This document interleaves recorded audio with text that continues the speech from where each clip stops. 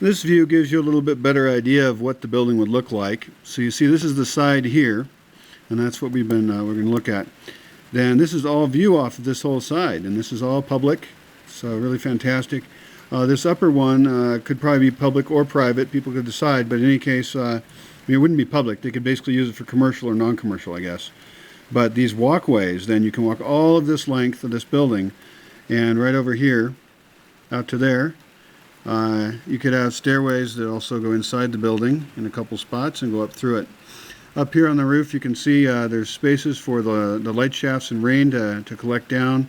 You've got spots up here for solar hot water heaters, solar panels, battery banks, individual buildings. You see, when someone develops a section of the building, they're going to develop, for example, this amount.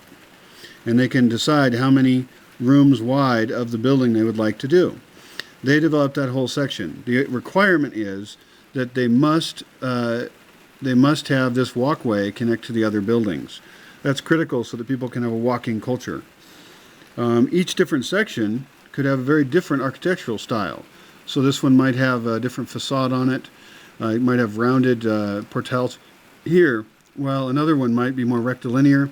One could have shiny glass, whatever is desired.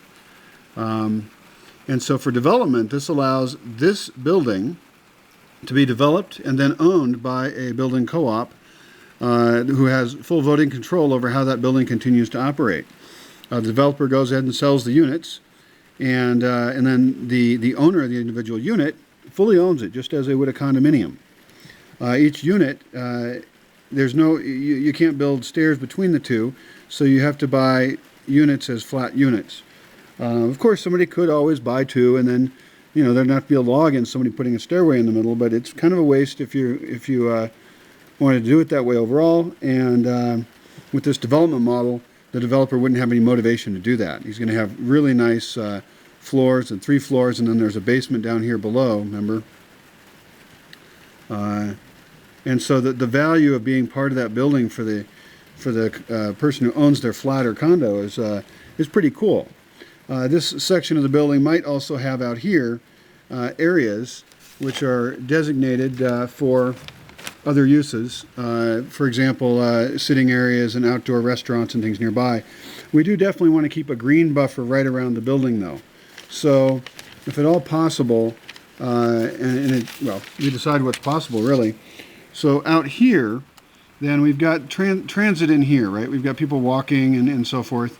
But then right around in here at about a 45-degree angle out, that's a little lower, like that.